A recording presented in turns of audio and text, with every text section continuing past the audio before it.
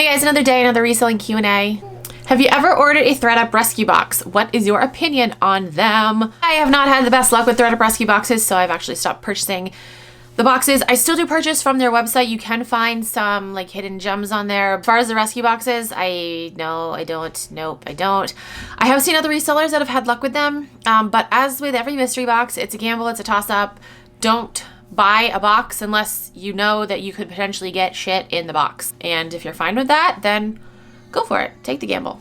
I wanted to tell you guys about a new Poshmark feature. I've actually kind of cracked down on inactive buyers, which is amazing because so many friggin' times I've gone to buy something and the person that I want to buy it from hasn't been active, and I get really pissed off because they have like an amazing item at an amazing price and I'm like, I just want to buy it, but they haven't been active for a while. Poshmark now shows the year that the person has last been active. Before it just showed the date, so it would be like January 10th, and it's like, what year was that? It could be like January 10th of 2015. But they've also added a feature where you cannot use the buy it now feature on an inactive user, which is amazing. I have a screenshot from Instagram.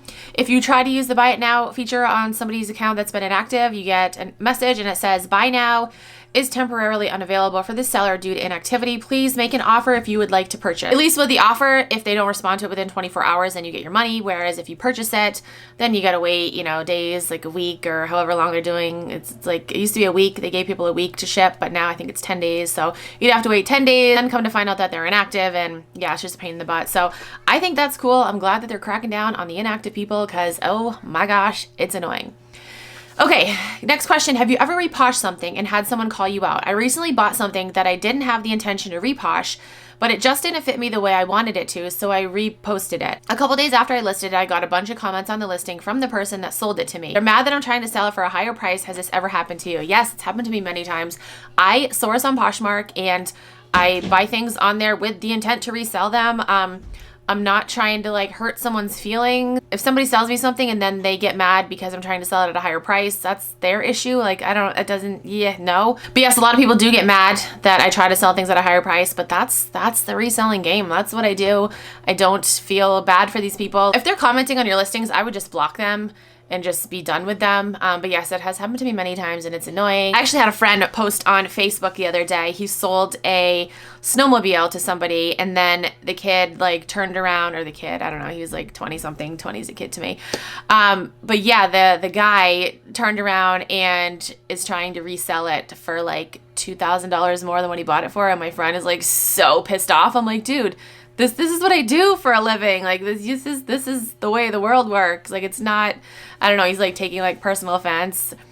I don't know. It's crazy. I don't get that. People get mad and I don't care. I'll just block them. Like I really don't care.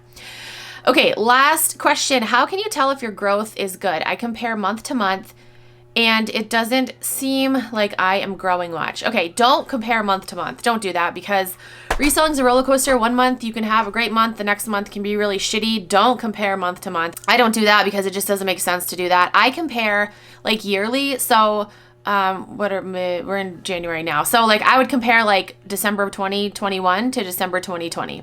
Although that's not really a good comparison because December 2020 was like pandemic and yeah, but you get what I'm saying. I would compare yearly, definitely not monthly. Like maybe, no, I would still do yearly. I would say maybe, I was going to say maybe 6 months, but no, I would still compare yourself yearly. Again, don't do it month to month. I see so many resellers complaining. They're like, oh, I had an awesome month last month, but this month's shit. It's like, okay, well, you can't really compare like last month to this month. Like December, yes, it's going to be amazing because it's like Christmas time. People are buying gifts. January might not be that good for you because people are done buying gifts. They spend all their money like during the holidays and now in January, they're not buying as much.